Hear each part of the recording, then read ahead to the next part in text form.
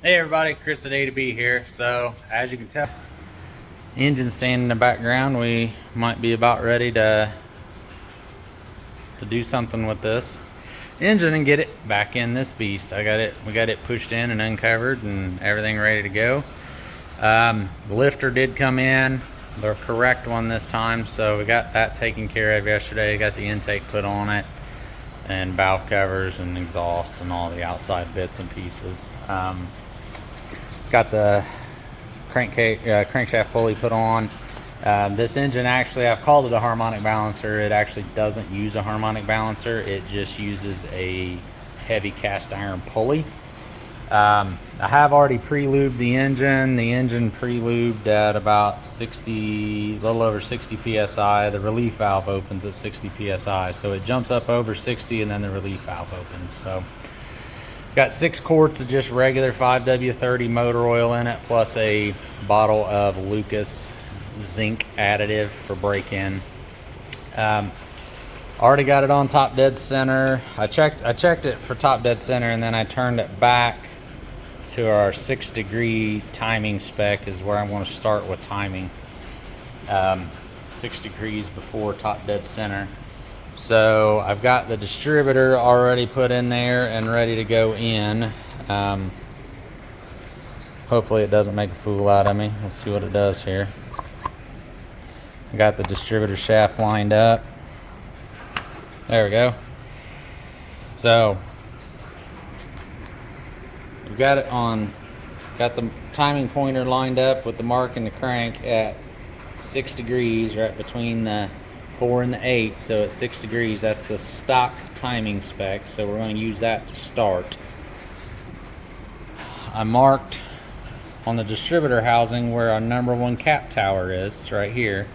So with that set there and the distributor rotor tip, we want the rotor tip, it's kind of hard to tell on the camera, but we want the rotor tip and that mark lined up at that 6 degrees. So should start pretty easy for us at that point. So I may have to take the distributor out later. I just wanted to put the distributor in it right now so we can just know where everything's at.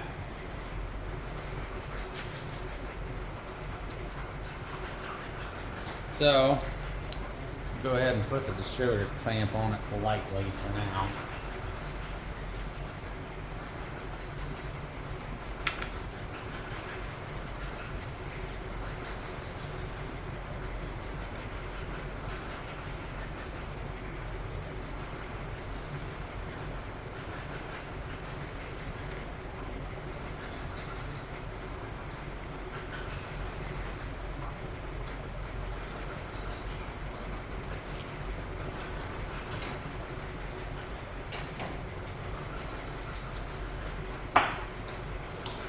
Snug that up a little bit. So I mainly want the distributor in there to keep stuff from falling in it, and it's easier to set it on time with it on the stand.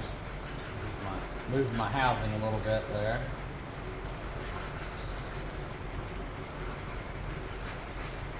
I also just don't want to drop anything in the motor, so while we're trying to put it in.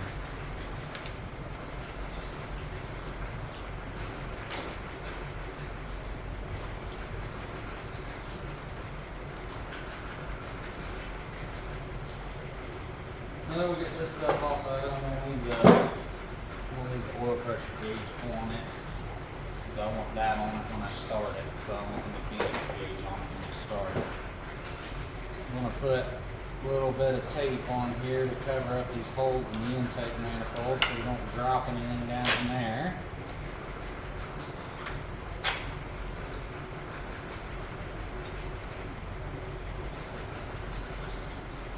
That.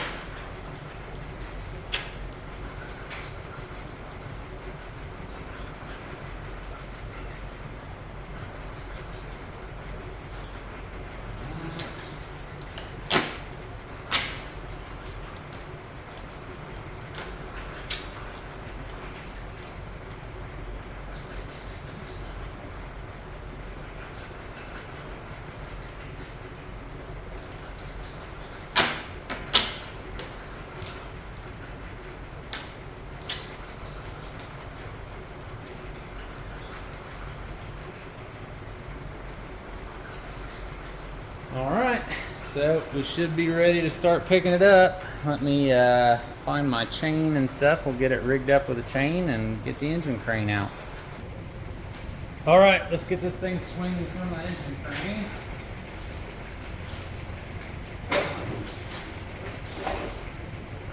Out of the way.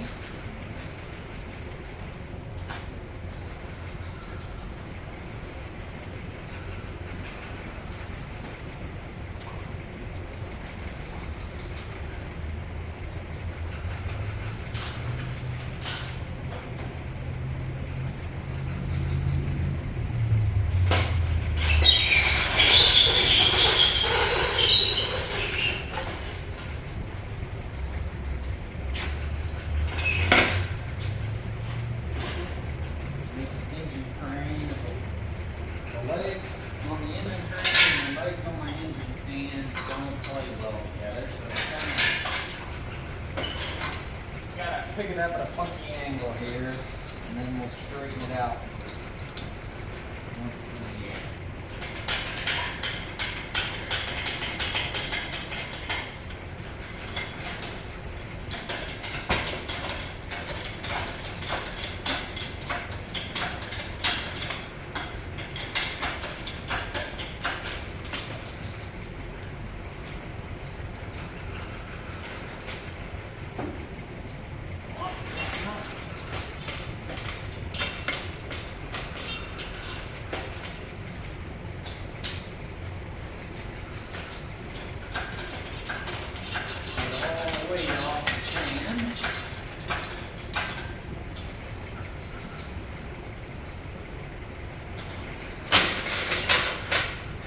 Yep.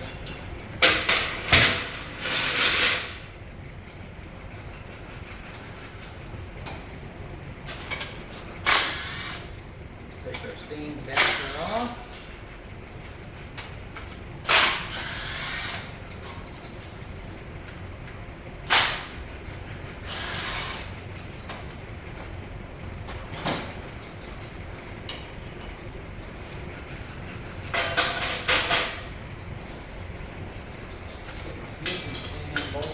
Before they get lost and I can't find them the next time I need them.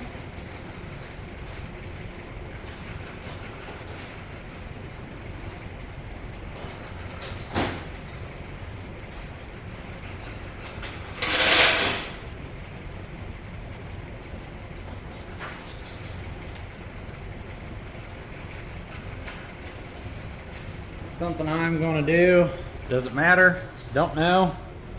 This makes me feel better, but when I paint a block, I like to go through with a razor blade and scrape the paint off of the bell housing surface if I got any on the bell housing surface.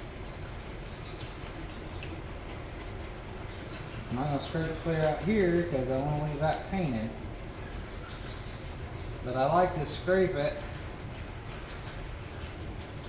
just so I know the transmission is grounded well to the block.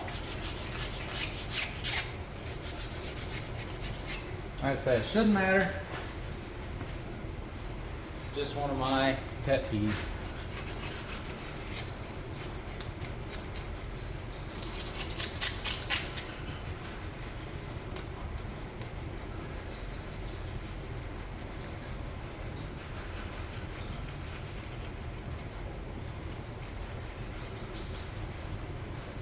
Doesn't have to be perfect, just cleaned up. Now we want to make sure our crank face is cleaned up. Nothing on the end of the crank. I'll go grab the flywheel or flex plate.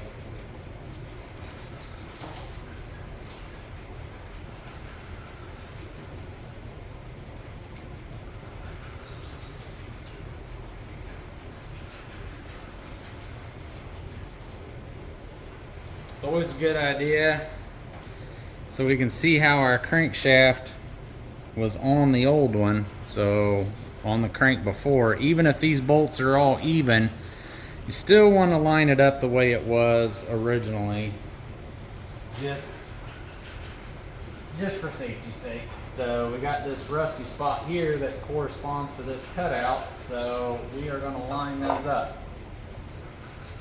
So I think these bolt holes are offset anyway. They are. So this flex plate will only fit one way. So let me go get the right socket and the torque wrench.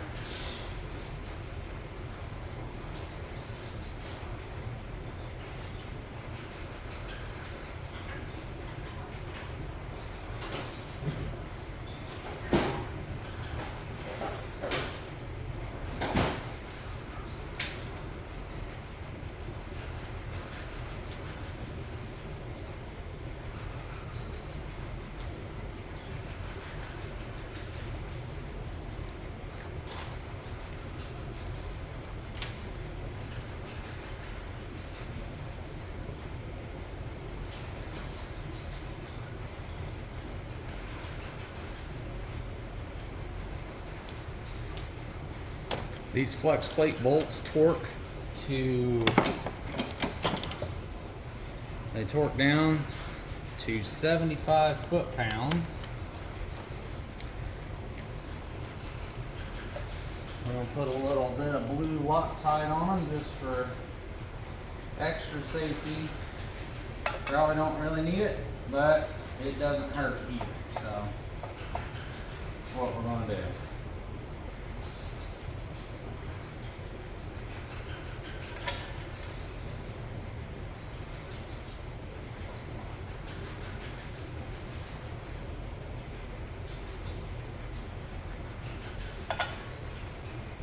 And I've got a little bit of automotive tool trivia for you with the torque wrench I'm going to use to torque this down.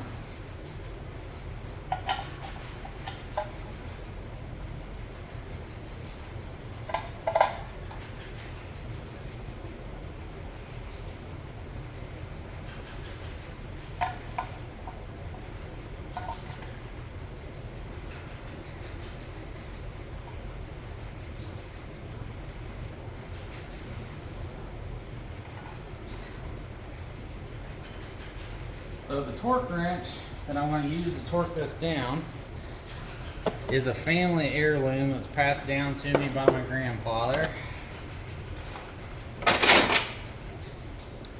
And see if I can get it in the camera frame here. This torque wrench, get it in the right spot here. See if I can get it to focus. This torque wrench is a pin craft. So for you people that have never heard of that name before, Pincraft was J.C. Penney's tool line. Yeah, closed department store. Back in up through the 80s, they had up into the 80s, they had their own tool line. And this torque wrench is one of those things. Of course, they didn't make anything themselves, just like Sears Craftsman. Sears never made any of that stuff either. It was sublet to other manufacturers. But for being what would have been a lower end torque wrench even in its day, this thing is still pretty accurate. It tests fairly accurate. And it was made in July of 1973. See if I can get that to July of 1973. So this torque wrench is just a month over 50 years old. So we're going to torque these to 75 foot-pounds. I may have to let this thing down. Let's see. I don't know if I can do this dancing around with it or not.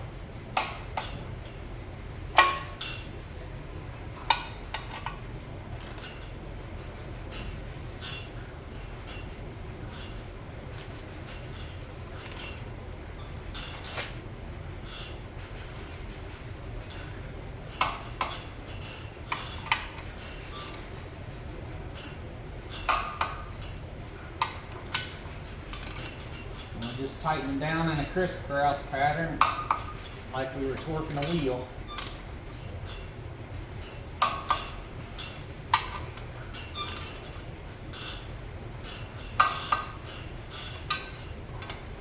And just go back around them. and make sure they're all good.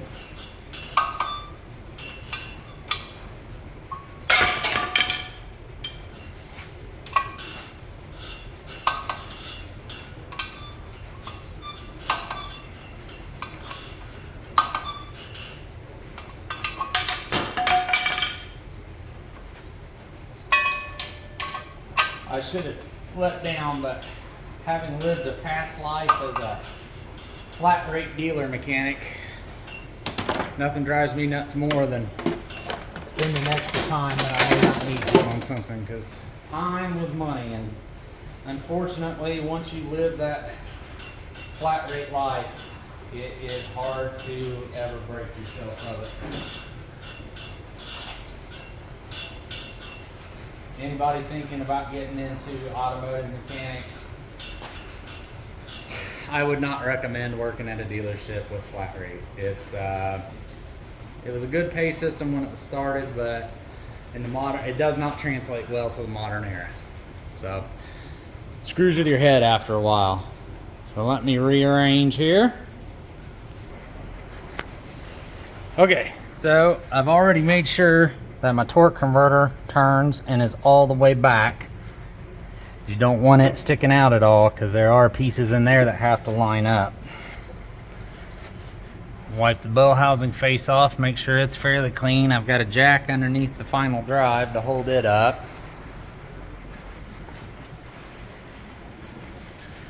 I've got a spud bar locked into the hood here to hold the hood up to maximum height, because the hood hinge springs on this are weak.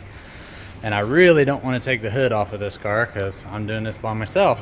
So anyway, we've got this bracket and stuff we will have to put on after the motor's in the car, but we're going to have to take the motor in this way to clear the hood latch, and then once it's close to where it needs to be, I'll have to force it to turn, and then we'll let it down. At least that's the way it's supposed to work. So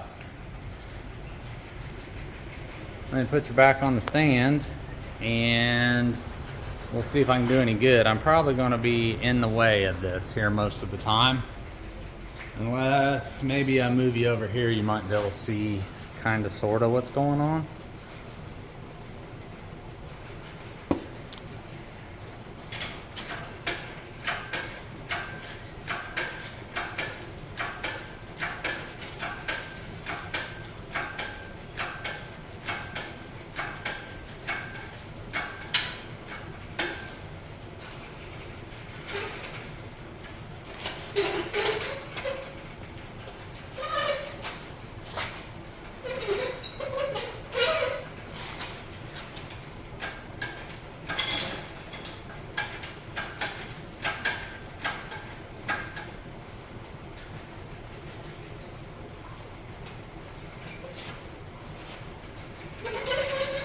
Steer it around the secondary hood latch. There we go.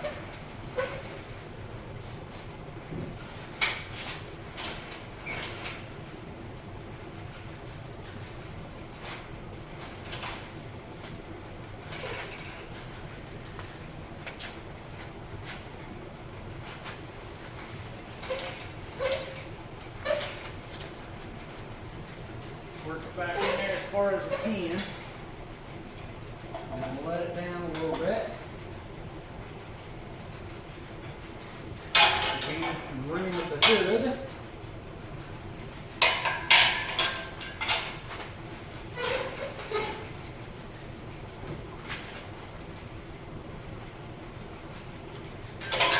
I can come down another couple inches.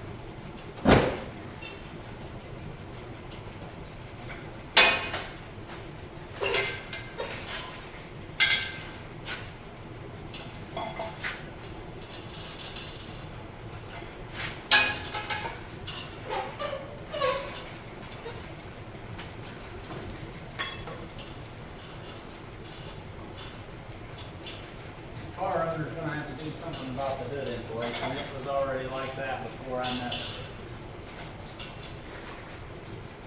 This old 70s fiberglass hood insulation turns into a mess sometimes.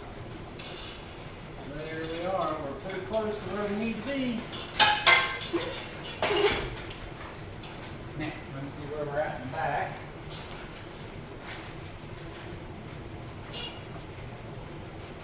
Okay, finagle around the air conditioner. Make sure my transmission jack leads front drive hasn't backed off any. Gotta go. Gotta come around the air conditioner just a tad.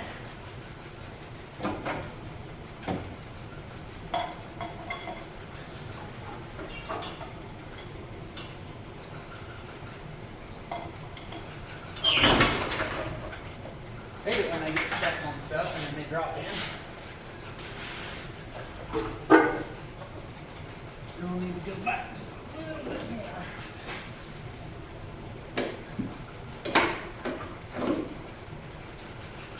Grab a light, but see what I'm doing.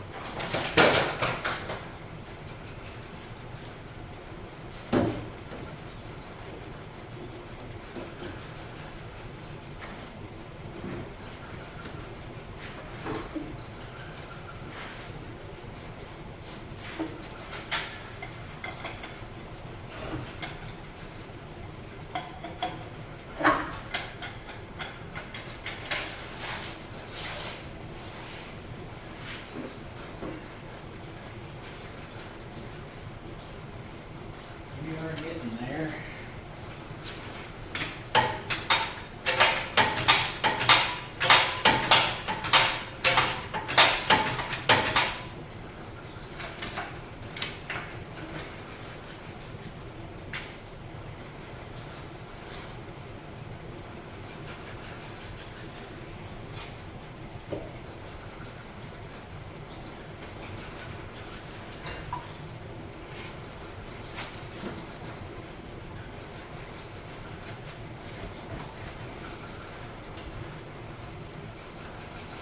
Get this front engine mount bolt started in the hole so I can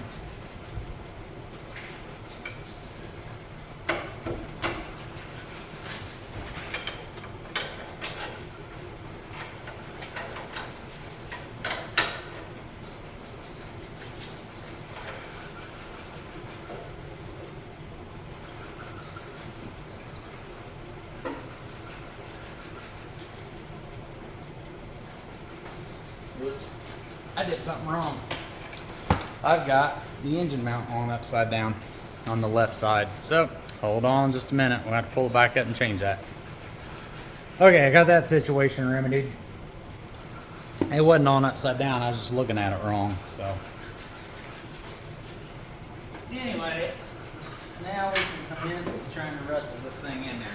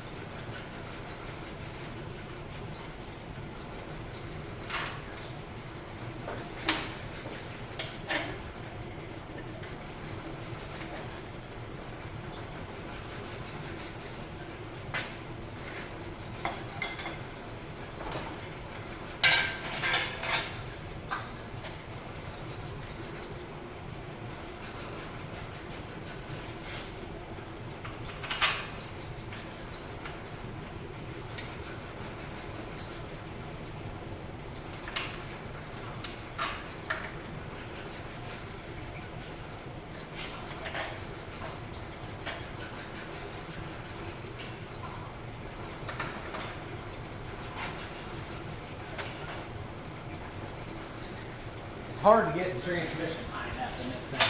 You can't get it tied up in other GM cars.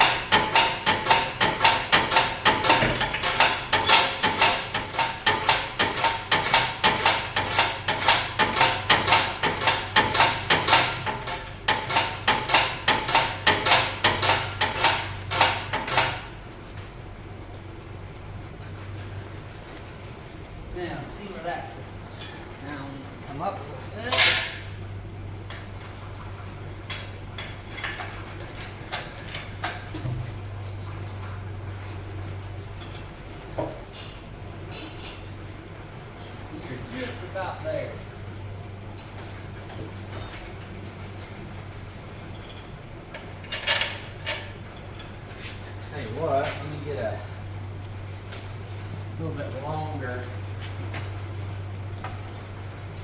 3/8 bolt so we can get at least a couple holes lined up.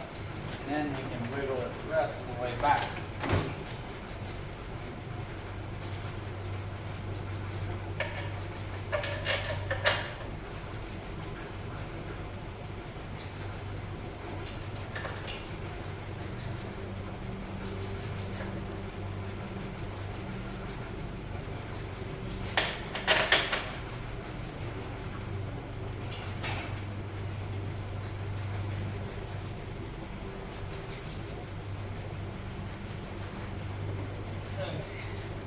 Got 2 longer bolts started in it.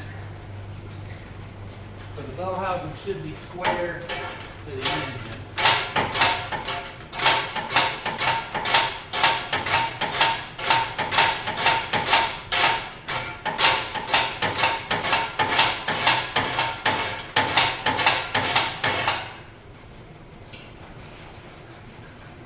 Now if we can get it to get the dowel pins to line up.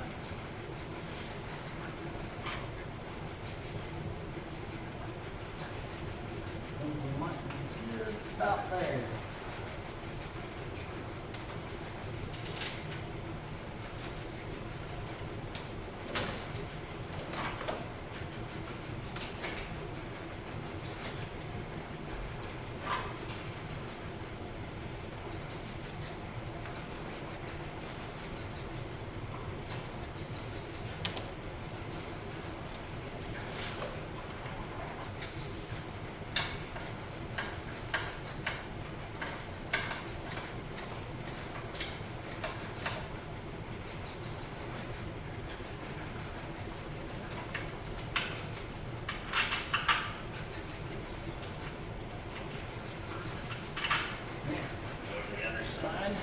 Get one started over there.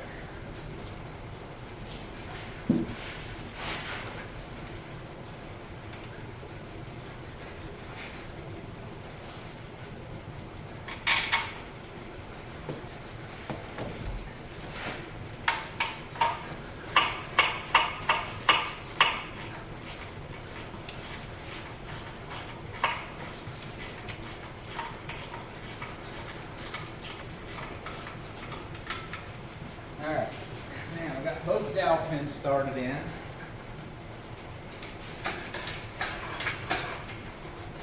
Then, pull that, walk it in. There we go. Sometimes you just got to walk them back and forth until they line themselves in.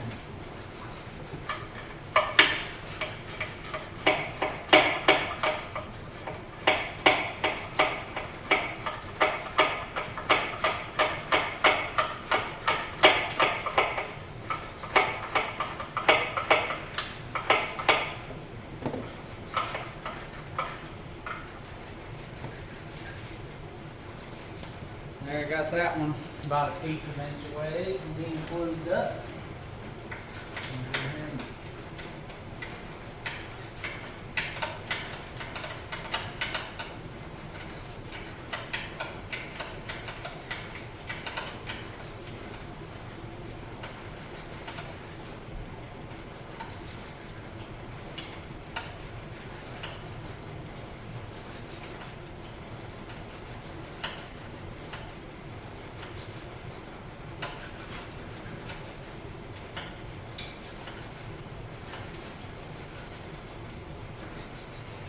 That side's tight.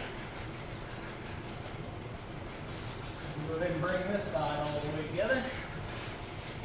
Making sure, of course, there's no wires or anything in the bell housing.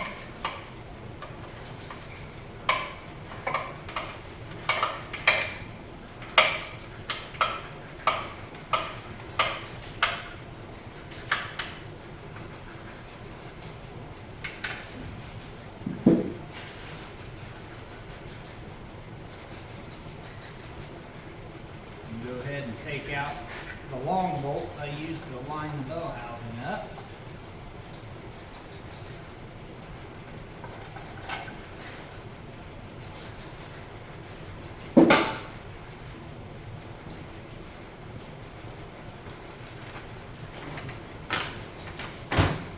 go ahead and let the jack down. Let the engine take all the weight of the engine, and we'll line the engine mount. Left side, driver's side's already wanting to go in on its own.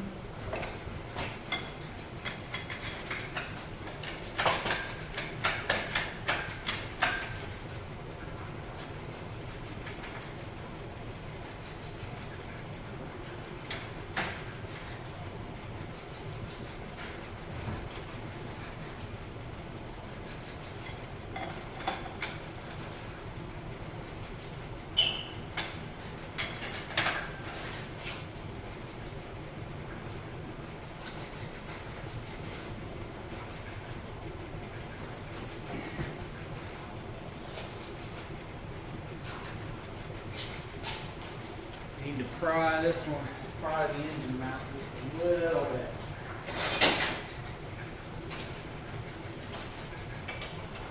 This Cadillac actually uses more of a Ford style engine mount.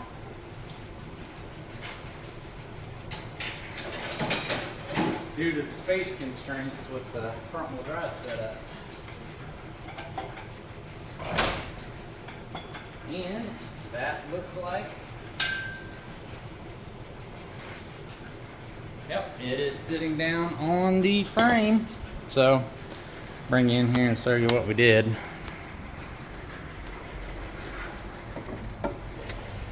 We got that engine mounts down against the frame. That one's really hard to see, but it is down against the frame. There's a lot going on that one. And then back here in the back is the bell housing I was trying to line up, where the transmission bolts into the back of the engine. So I needed to make sure that we got that together square. So looks good there. Looks like we got everything on that front. So I'm gonna go ahead and put the rest of the bell bolts in, and then we'll raise it up and take a look at the flywheel to torque, or the flex plate to torque. All right, so here we are underneath the car, and the one thing we want to do once you've got the bell housing all the way together up here is you want to make sure the torque converter can turn. If you can't turn this by hand, that means the torque converter was that way when you put the engine in, and now it's not lined up with the stator and input shaft on the inside, or the pump. So, which would mean you'd need to pull the engine back out and get that converter all the way down. So we can still turn and it comes forward. So that means we were in good shape. So it's kind of hard to see there. There's one of our torque converter bolt holes.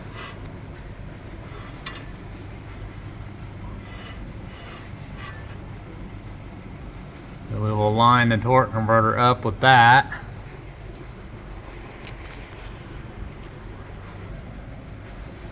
So put a little bit of blue Loctite on there, and we will start this bolt in the torque converter.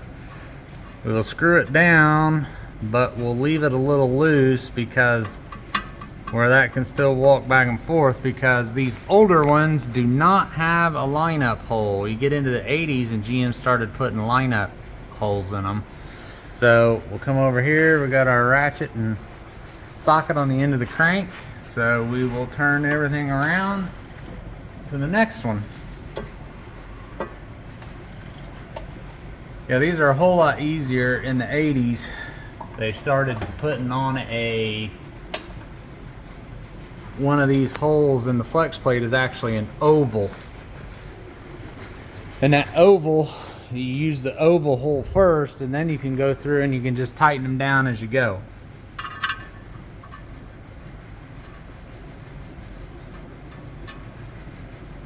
So we will get that one in there like that and crank around to the next one.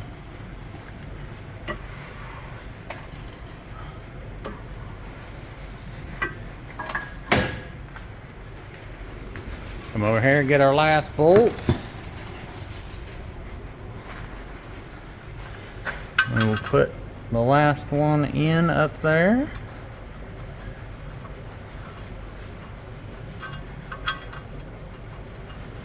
Make sure it starts by hand. We don't want to cross thread anything.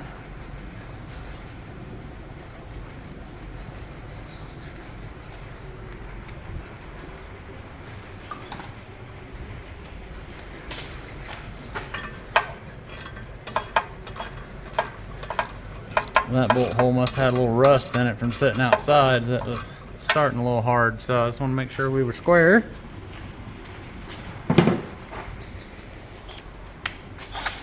We use our handy dandy right angle Milwaukee impact, but we are gonna have to turn the engine a little bit farther so it'll fit.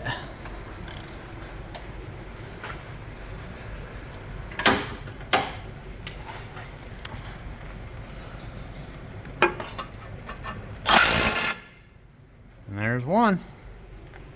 So I'll just go around and do the rest of them like that, and then I will get the inspection cover on there. So that about wraps it up for this episode. I think probably what I'm going to do, I will probably just go ahead and put the rest of the accessories on this off camera during the work hours. And because the radiator is not going to be here for another couple days, so we'll probably have to push the car outside and wait on the radiator, but we'll bring it back for a first start video. So thanks and have an awesome weekend. Well, it's the moment we've all been waiting for. Hopefully it's time to start this thing up. Got everything put together, the engine's all assembled and everything. Had the radiator checked out and had it put back in. I got it put back in. Topping it off with coolant right now. Sorry this video is a mess, but trying to do this in a hurry. So I was not able to get an aluminum radiator for this car like I had intended because there's no aluminum radiator made that will fit this car. It has a non-standard GM width radiator core. So the only way we were going to get one is to have one custom made, and our time constraints didn't allow for that. So anyway, I want this thing to start as fast as possible.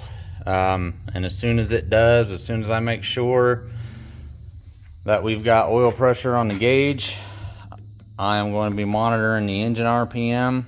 I want to get the engine RPM up to at least 2,000 RPM. And then I'll get the big fan in front of it, and hopefully if everything's going good and it's running good, we'll just let it go and hopefully let it run for about half an hour. And I will try to vary the RPM up and down. But one thing I like to do on these quadrajets, when they've been sitting like this, we didn't do anything to the carburetor. I would have liked to have, but budget constraints. So the car ran good prior. So these quadrajets, you can fill the float bowl through the vent stack. So I actually like to do that on fresh starts. And you can hear it fill up in there. That way we won't be grinding on it for a long time. And that'll give us enough fuel to get it started and get it running until the fuel pump pulls the fuel up here. So let me get you on the stand and we'll put a little more coolant in it and we'll see what it does. Since I have the oil pressure sensor out of it, sending unit out of it for the gauge, for my gauge to be hooked up, you will see me jumper. So the electric choke on this car actually runs through the oil pressure sensor. So I will be jumpering that at the back of the motor after the engine starts, so the choke will open and we don't flood it out.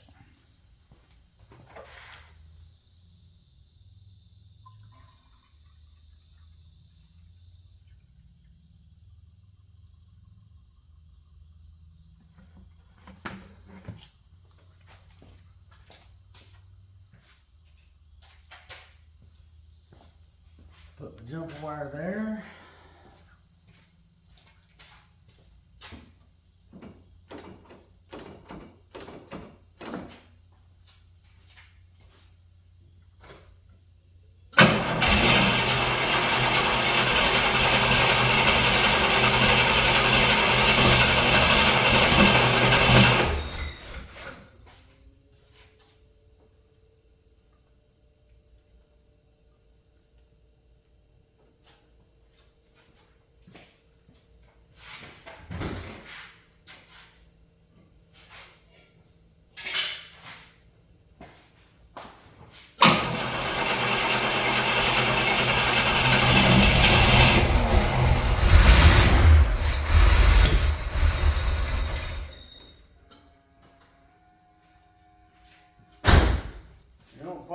timing in the right spot, I don't think.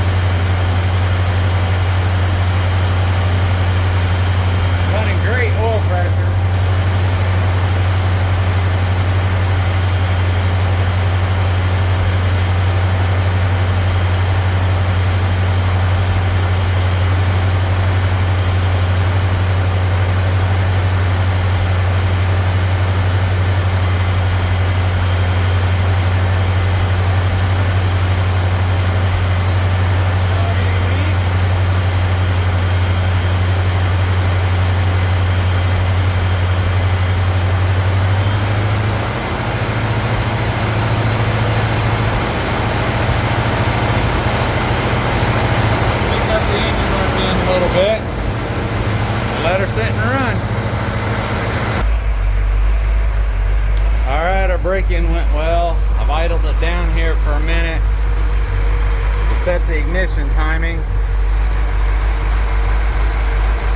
Kind of hard to see, but I got a lot. Well, I don't have the vacuum advance disconnected right now, but I set the timing on it, adjusted the idle down a little bit, and we'll have to mess with the screws and stuff once it gets some road miles on it and get the motor broke in a little bit. But we got a hot idle, about 14 to 20 psi of oil pressure. That's with 5W30 break-in oil in it. We're going to actually be running, this is what we're actually going to be running in it because it's high zinc content. So, and I broke it in with Lucas zinc additive in it, so it does have a little bit of a noticeable idle. I don't know if you can hear it.